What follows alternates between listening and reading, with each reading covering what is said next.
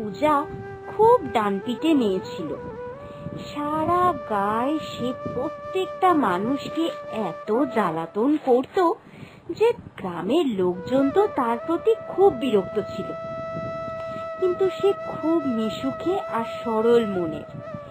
যে কেউ বিপদে পড়লে পূজাকে ডাকলেই পূজা এক কথায় সেখানে গিয়ে তাকে সাহায্য।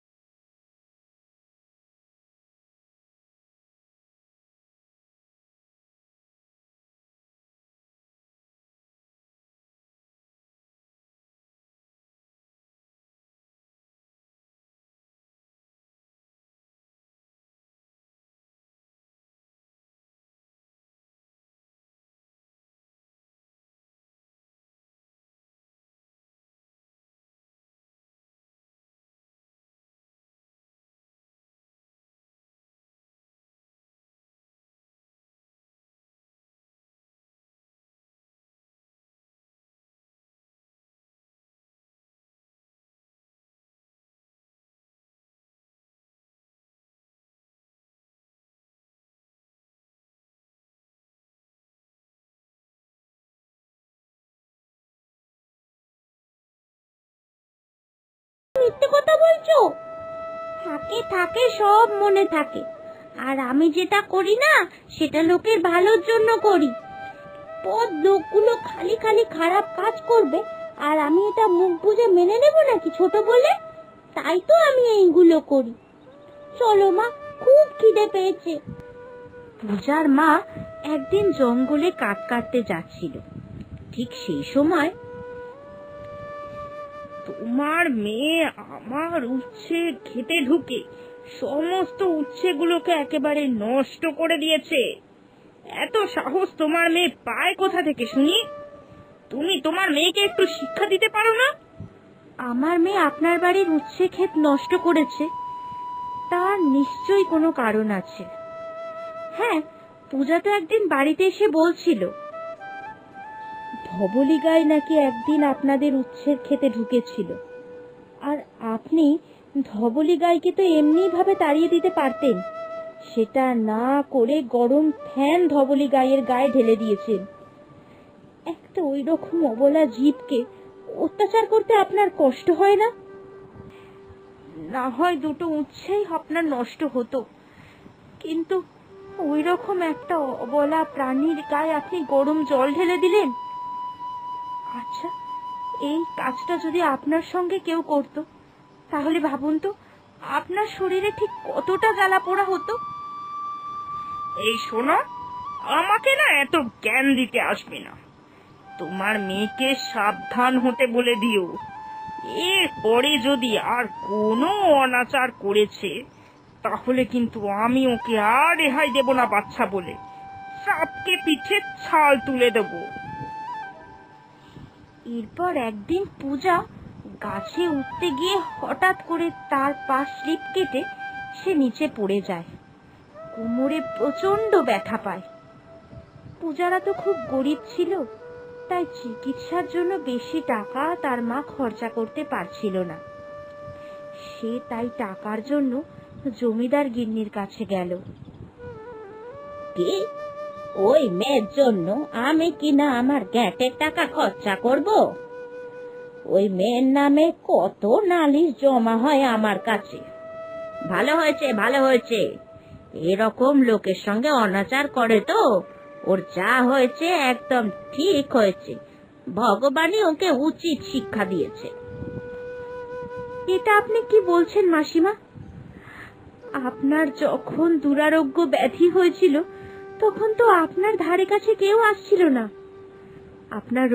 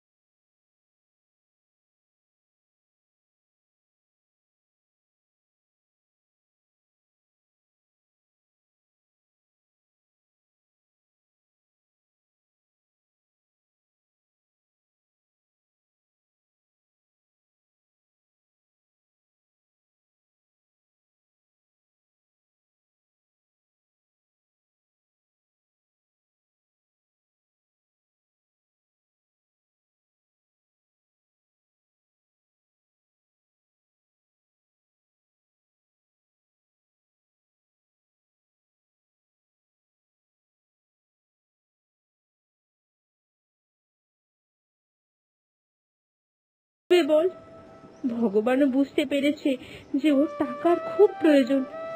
সেই জন্য এই সমস্যা থেকে ভগবানই ওকে উতরলেন। হ্যাঁ, তুমি আর দেরি করো না, তাড়াতাড়ি যাও, টাকাটা নিয়ে এসে আগে পূজার চিকিৎসা করাও। পূজাকে এই অবস্থায় দেখতে আমাদের কারুর আর ভালো লাগছে না। তুমি তাড়াতাড়ি যাও এক্ষুনি। বেশ কিছুদিন চিকিৎসা হবার পরে পূজা একেবারে আগের মতো সুস্থ হয়ে গেল। তবে তার চঞ্চল স্বভাব কিন্তু একটুও পাল্টালো না। সে আগের মতোই একই রকম ডান পিঠে রয়ে গেল।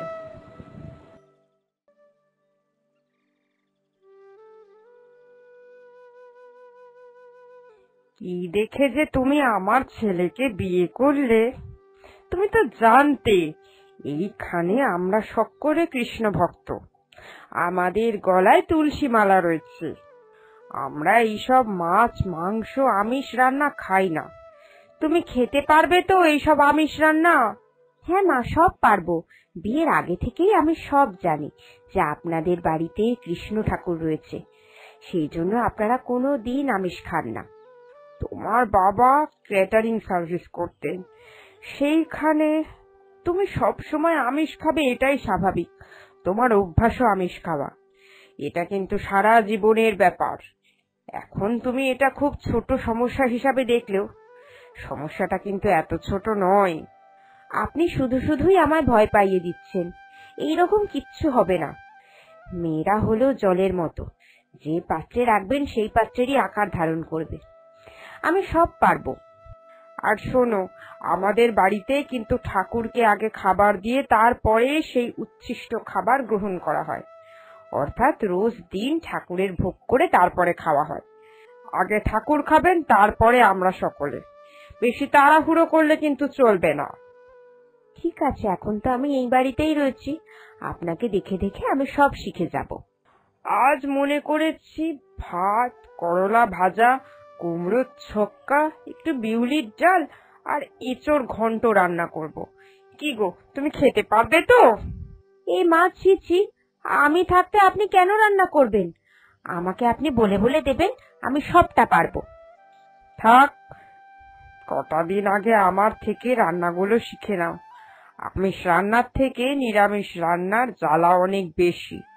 মশলাপাতি কি পরিমাণ দিচ্ছ সামনে বসে আগে দেখে দেখে একটু শিখে নাও, তারপরে তোমাকেই তো সব করতে হবে।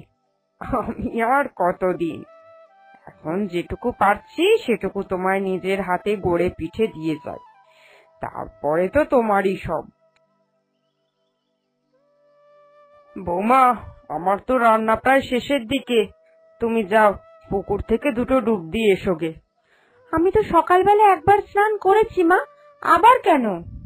উফ, এতগুলো দিন হয়ে গেল তাও জানো না? আগেই তো বলে দিয়েছিলাম আমরা ঠাকুরকে ভোগ দিয়ে তারপরে সেই অন্ন গ্রহণ করি। এই যে রান্না বাড়ি করলাম, গা হাত পা কেমন নষ্ট হয়ে গেছে। এই নোংরা কাপড় চোপড়ে কি ঠাকুরকে ভোগ দেওয়া যায় নাকি ঠাকুর প্রণাম করা যায়? তাহলে কাল থেকে দুবার স্নান করব না মা, আগে রান্না বাড়ি করে নিয়ে তারপরে স্নান করব। এরকম বারবার স্নান করলে তো ঠান্ডা লেগে যাবে। আমি এতগুলো বছর ধরে ঠাকুর সেবা করছি, আমার তো কোনোদিন ঠান্ডা লাগে না। এসব হলো ঠাকুরেরই মাহাত্ম্য, কিচ্ছু হবে না। যাও, তোমারও আস্তে আস্তে সব অভ্যাস হয়ে যাবে। আর তুমি বলছো কিনা রান্না করার আগে স্নান করবে না? ওরে বাবারে, ওরে বাবারে, কি অদ্ভুত কথা গো! তুমি বাসি কাপড় চোপড়ে এই অন্নপূর্ণা ভূমি রান্নাঘরকে নোংরা করে দেবে? না না না, আমি থাকতে এই অনাচার কোনোদিন করতে দেব না। তোমায় দুবারই চান করতে হবে। যাও, বেশি কথা না বাড়িয়ে যেমন রোজ পুকুর পাড়ে গিয়ে দুটো ডুব দিয়ে আসো, এখনো দুটো ডুব দিয়ে আসো। প্রথম প্রথম তো বলে দিয়েছিলাম যে নিরামিষ খেতে পারবো, এত নিয়ম আচার মানতে পারবো, কিন্তু এখন তো মনে হচ্ছে সব আমার ওপর যেন ভারী পড়ছে। আমি এত কষ্ট কি করে সহ্য করব? বাবারে, কোথা থেকে মাংস রান্নার গন্ধ আসছে! উফ, কতদিন মাংস খাইনি গো, মনে তো হচ্ছে খাসির মাংস রান্না হচ্ছে। কি করি? হ্যাঁ,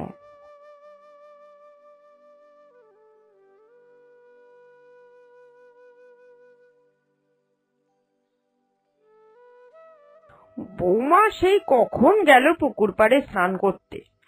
আমার স্নান করে ঠাকুরকে পুজো দেওয়া হয়ে গেল, অথচ ওর এখনো ফেরার নাম নেই। কি করছে কে জানে। এদিকে ভাত ঠান্ডা হতে চললো, ঠান্ডা ভাত আমি আবার খেতে পারি না। যাই, বাইরেটা বেরিয়ে দেখি কি করছে ও, একটু এগিয়ে দেখে আসি।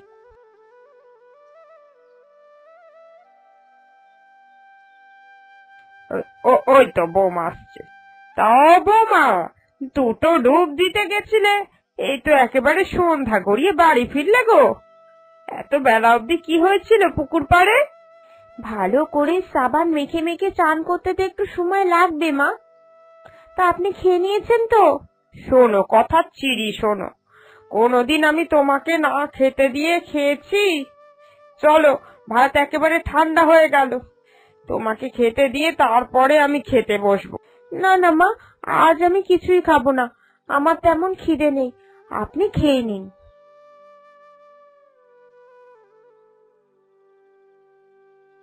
যাক বাবা, এতক্ষণ ধরে ওর জন্য অপেক্ষা করলাম, আর এখন বলে কিনা আমাকে খেয়ে নিতে। ধুর ধুর, আমার ভাতটা মনে হয় এতক্ষণে ঠান্ডা হয়ে জুড়িয়ে গেল। ওরা কোথাও আমার যত সব।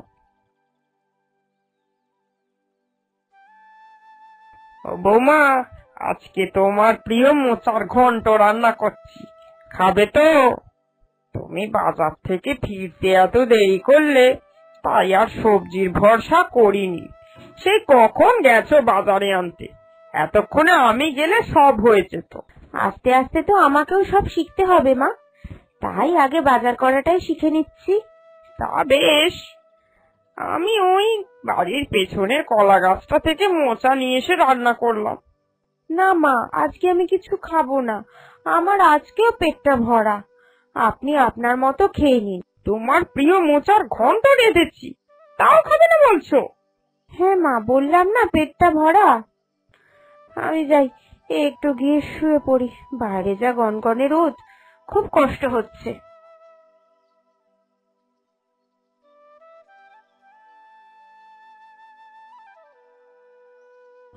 এই যে গো শালুর মা, তোমার সঙ্গে অনেকদিন পর দেখা। আগে তাও তোমার বৌমা বাড়ি টাড়ি আসতো আমার, এখন আর আসে না। তোমার বৌমার কি শরীর টরীর খারাপ? সে কি, আমার বৌমা তোমার বাড়ি যেত? কোথায়, কোনোদিন তো আমায় কিছু বলেনি। তোমার বৌমা ছেলে মানুষ, ওই সব নিরামিষ কি খেতে পারে? একটা তোমায় ভালো কথা বলছি, মন দিয়ে শোনো। ও এখনকার মেয়ে, ভালোবেসে তোমার ছেলেকে বিয়ে করেছে। তোমরা নিরামিষ খাওয়াচ্ছ, এখনো খাচ্ছে, কিন্তু একদিন না একদিন ওর তো আমিষ খেতে ইচ্ছা করবেই। তখন ভাববে যে ধুর, কি সংসারে বিয়ে করলাম, এই সংসার ছেড়ে চলে যেতে চাইবে। চারিদিকে যা সব এখন হচ্ছে, বৌমাকে নিজের মতো থাকতে দাও, ওকে নিজের মতো করে গোছাতে দাও সবকিছু। তোমরা যা খাদ্যাভ্যাস, সেটা ওর ওপর জোর করে চাপিয়ে দিও না, তাহলে দেখবে সংসার সুখের হবে। কিন্তু তুমি এত কথা জানলে কি করে? তোমায় কি বৌমা কিছু বলেছে? তোমার বৌমা প্রায়শই বেরিয়ে পড়ে, এই বাজার করতে যাচ্ছে, স্নান করতে যাচ্ছে, সেই সময় কার বাড়ি কি রান্না হচ্ছে সেই সব গন্ধ তো ওর নাকে যায়। ও কি আর নিজেকে সামলে রাখতে পারে গো? সেই বাড়িতে চলে যায়, আর বাচ্চা মেয়ে সবাই ভালোবেসে খেতেও দেয়। উরি বাবারে, কি লজ্জা, কি লজ্জা! বউ নিজের বাড়ি খেতে পায় না বলে অন্যের বাড়িতে গিয়ে খেতে যাচ্ছে। এই লজ্জায় আমার মাথা কাটা যাচ্ছে। আজই আমি বাড়িতে গিয়ে এর একটা ব্যবস্থা করব। না না না, তোমায় কিচ্ছু করতে হবে না, দেখেছো তো, এই জন্যই তোমায় কিছু বলি না। তোমার সংসারের ভালোর জন্যই বললাম। তুমি যদি এই কথাটা তোমার বাড়িতে গিয়ে বলো, তাহলে এর এক কুরুক্ষেত্র শুরু হবে। তার থেকে বরং বৌমাকে একটু নিজের মতো থাকতে দাও না, দেখবে সব ভালো। এটা তুমি ঠিক কথা বলেছ। আজই বাড়িতে গিয়ে একটা বিহিত করতে হবে। মা সেই কখন বাজারে গেল, এখনো তো এলো না। কি হবে, কি রান্না করবে, কিছুই তো বুঝতে পারছি না। বৌমা, ও বৌমা, একবার এদিকে এসো তো। হ্যাঁ মা, বলুন। এই দেখো, এই তোমার উনুন, রান্নার আলাদা জিনিসপত্র, আর এই যে মাছ। আজকে থেকে তুমি মাছটা বরং বাইরেই রান্না করো, আর আমি যা ভেতরে নিরামিষ রান্না করব তা তুমি নিয়ে এসে খেয়ে যাও এখানে। বাড়িতে মাছটা ঢুকিও না। সত্যি তো, আমাদের জন্য তোমার ওপর কেন আমি আমাদের ইচ্ছাগুলো চাপিয়ে দেব? কিন্তু মা, এইসব এসব মানে? এসব মানে তুমি যা দেখছো তাই। এখন বেশি কথা বলো না তো। হঠাৎ করেই আমার কৃষ্ণ ঠাকুর আমায় আদেশ দিলেন যে তুই ওই বাচ্চা মেয়েটার ওপর এইভাবে অত্যাচার করতে পারিস না। সেই জন্য আমি ঠিক করেছি আজকে থেকে তুমি তোমার যা ইচ্ছা তাই খাবে, কিন্তু বাড়ির মধ্যে না। এই বাইরে আলাদা যে রান্নার ব্যবস্থা করে দিলেন এইখানে, কেমন? তবে আমার বিশ্বাস আমাদের সঙ্গে আছো তো, আস্তে আস্তে তোমারও একদিন ঠিক নিরামিষ খেতে ইচ্ছা হবে। তবে এবার আর তোমার ওপরে নিরামিষ খাবার অভ্যাসটা চাপিয়ে দেব না। এবার তুমি যদি নিজের ইচ্ছায় ছাড়তে পারো আমিষ খাওয়া, তাহলেই ছাড়বে। নাও, এখন তোমার খাবারটা করে রান্না করে শুরু করে দাও তো। আমি আপনাদের থেকে আলাদা হতে চাই না মা। এই মা, আলাদা হতে কোথায় বললাম? আমি তো তোমার জন্য ভাত তরকারি সব রান্না করবই। তবে তুমি শুধু আলাদা খাবে, কারণ তুমি তো মাছের ঠেকা ঠেকে খাবে। মাছটুকু তুমি তোমার মতো রান্না করো, বাকি সব তো আমাদের একসাথেই হবে গো। আপনি মা ভীষণ ভালো। আচ্ছা ঠিক আছে, হয়েছে হয়েছে। নাও, এবার তোমার রান্নাটা তুমি চাপিয়ে দাও, নাহলে আবার তোমার খেতে দেরি হয়ে যাবে। আমি যাই, আমার রান্নাঘরের দিকে যাই।